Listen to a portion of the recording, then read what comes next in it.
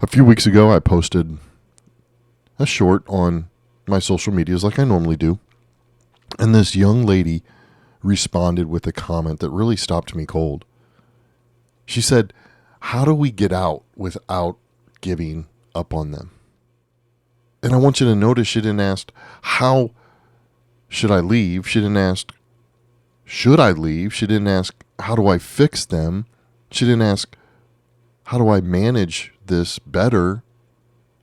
She asked how to get out without stopping the love for them. Like, how do I stop this without giving up? It's like she already knew underneath what she was really asking. Like they were two different things.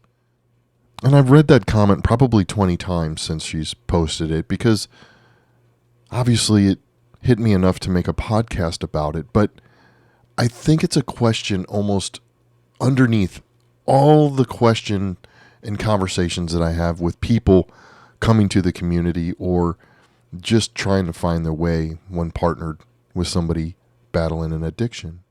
It's not, do I still love them? Usually they do in some sort of fashion. I think the real question that everybody's asking is, how can I stop losing myself without it meaning I stopped loving them? And today I really want to answer that for real, so I can give you some clarity on that comment, because I'm sure a lot of you are probably wondering the same thing. I'll see you on the inside. Welcome to Reclaiming Your Identity, a podcast dedicated to providing hope, healing, and support for married individuals whose spouses are battling addiction. Rooted in the truth of your identity in Christ, this podcast offers practical guidance and biblical insight to help you navigate the challenges of addiction within your marriage. Here we'll find encouragement and embrace God's plan for restoration in your life. Let's walk this journey together, one step at a time. When you're married to somebody actively in an addiction, or better yet, in and out of recovery, that whole process, that in and out, that up and down, the sobriety, the relapse, the sobriety, the relapse. When you're in that situation, you're really basically handed two options. Not on purpose, but you're handed pretty much two options. Option one, stay in it, manage it, try to control it. Try to keep the chaos within boundaries, absorbing whatever happens inside the marriage, because leaving in some way feels like giving up on the other person, or getting yourself healthy seems like giving up on the other person. Some of you have been doing that for so long that you don't even know what last Tuesday feels like, because you are based in every circumstance inside that relationship, because you're measuring your peace by their behavior. Option two is get out, leave, protect yourself. But then you're carrying the guilt of, did I not love them enough to stay? Did I not love them enough to get them better? And that's a guilt that you shouldn't have to carry. And either option one or option two, both are exhausting. Both will take you down. Both are lies that you're believing. And that's why you're just stuck. We get in our heads that the only way to love somebody is to carry them. That if you're not managing it, if you're not trying to fix it, that means that you don't love them. Why do we believe that? Where do we get this from? My name is Steve. This is Reclaiming Your Identity podcast. The podcast for the ones that are still walking through it. The podcast for the ones of the people that I just described, that you are completely entangled with somebody that is battling an addiction. I want you to know that I don't preach from above here. I too, for 13 years, walked through the hell that you're going through right now. I was married to somebody battling an addiction. And the scary part that's no better than anybody else's, or no less than anybody else's, but the scary part was that I was a pastor in a church, and I hid it from everybody, and it just took me down. So if this is you, would you please just take a moment, like, subscribe, maybe comment. And it helps get the show to other people like us that really need to hear this conversation. But let's get back to the podcast. And if you would, please hang on to the end. I'd like to get something in your hands today. So option number 3 I want to hand to you today is not stay and drown, not lose yourself, not leave and carry the guilt and shame with you for the rest of your life. A third way, a third option that maybe you just haven't thought about. It's not something that I made up. It's not something that I crafted and created. It's something that Jesus modeled with a woman who is doing exactly the same thing. I think she was doing the same thing that we've been doing for years. I remember a woman. I'll call her Renee. Again, if you're Renee, I'm sorry. This is not you. That's not her real name. But I'm just going to say it was Renee. Renee's husband was maybe 8 months into recovery when we first talked. And if you put everything down on paper, things were good. We're fine, right? He was going to the meetings. He hadn't relapsed for a little bit. There was some kind of peace in the home. But Renee didn't sleep for months, even though all this looked good. And I told her it's because she assigned herself a job that nobody gave her. She still was trying to manage the household to keep everything under control so it would not trigger him to go into a relapse. That's a tough job. That's one that's hard to manage. And it's a job that you never signed up for. And we've probably all been through this. But she checked his phone. She checked his wallet. She searched the car.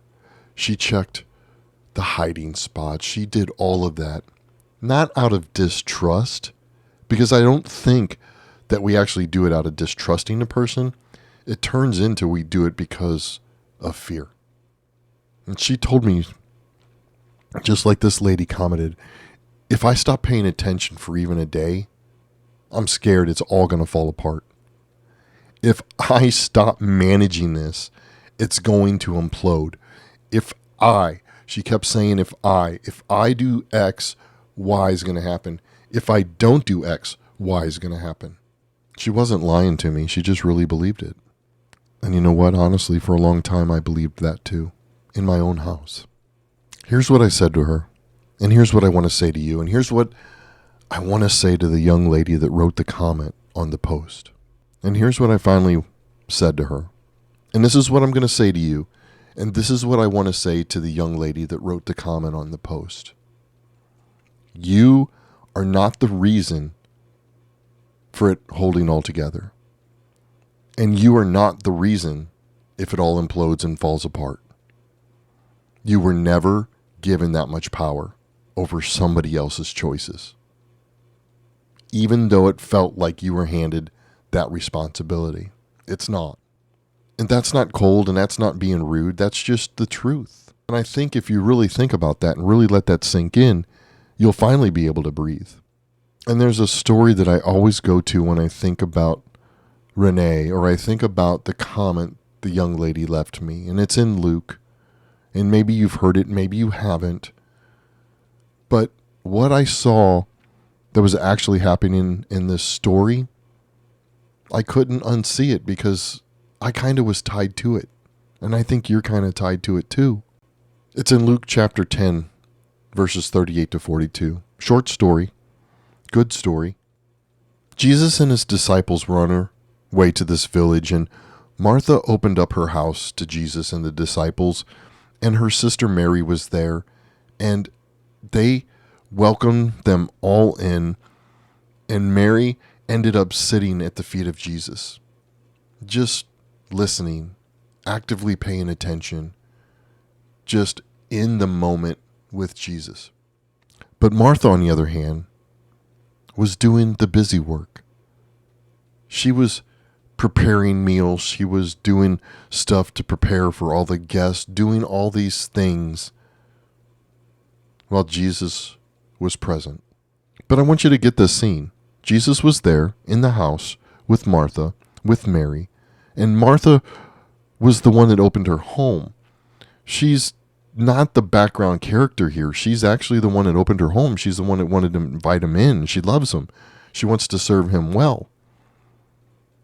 And Mary's the one that ends up just sitting on the floor at her feet, the sister of Martha.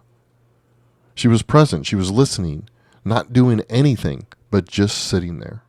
And Martha comes to Jesus and says, "Hey, man, Lord, don't you care that my sister has left me to do all this work? I'm preparing the meals. I'm cleaning up. I'm doing all this stuff. Don't you care that my sister just sits there while I'm doing all of this? Tell her to get up and help me, Jesus." And honestly, I used to just read that and think Martha just wanted help with the dishes. I just thought she was just complaining, bitching that she just wanted help. Jesus, tell her to help me, because she ain't going to listen to me. But you have to actually dig deep into what Jesus said back to her.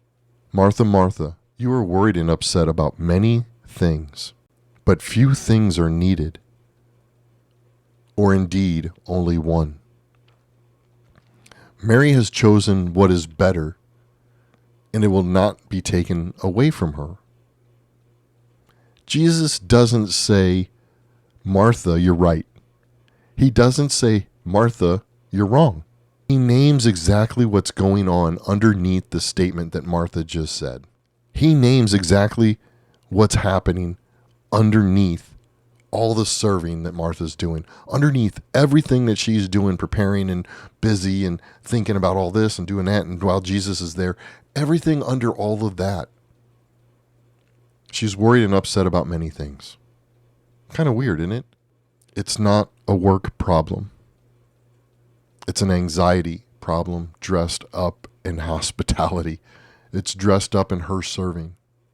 That's Renee. That's me. That's you. Checking the phone at midnight. Snooping around. That's the person who wrote the comment. Worried and upset about many things going on. And it's all done in the name of love. And none of it is actually asked for by Jesus. And here's what gets me every time, and here's what I hope you get out of this story and out of this podcast today. Jesus doesn't tell Martha to leave the house. He doesn't tell her to stop loving the people in the house. He invites her to put down all of that anxiety, all of that thought process, all of that managing, all of that that isn't necessary. Put it down so she can be in the room, present, undistracted, with Jesus like Mary was. He didn't want her to manage a moment. He wanted her just in the moment. That's the third option, my friends. You don't have to stay and manage everything. You don't have to leave the room. You can put down all this stuff, but still be present. And that's exactly what the Walk Right method does inside the Walk Right community. It's never built around leaving them. It's not built around managing them harder. It's something in between all that that most people never get shown. The community is there for people like you, like me, like us, that will walk you through 3 phases.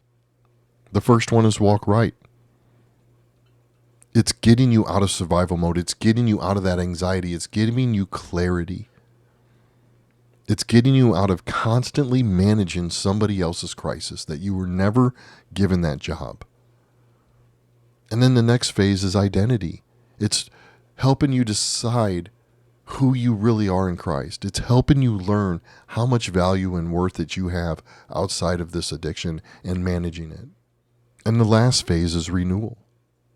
It's learning to live from that new identity, that new clarity every single day of your life. It's not a quick get fix. It's not a get help scheme. It is something that I walk through. It's exactly what I walk through to find transformation and healing and hope. It's not a method for fixing them. It's not a method for managing them more. It's not a place that gives you more creative ideas on how to fix the addiction. This place is designed for you. It's for your healing. It's to help you get unstuck. It's to help you from feel like you're going crazy inside of all of this chaos. The managing, the micromanaging, the what ifs, the fear, the anger, the stuckness. It's all of that will be set free. And if you recognized yourself in this story, if you recognize yourself in Renee, or you recognize yourself in the comment that was left, I want you to do just one thing. Just one thing this week. No confrontation, no problem, no stress. Just do one thing for me. Stop managing one thing that was never yours to pick up. Maybe this week, don't go look at the phone. Maybe this week, don't go look in their wallet.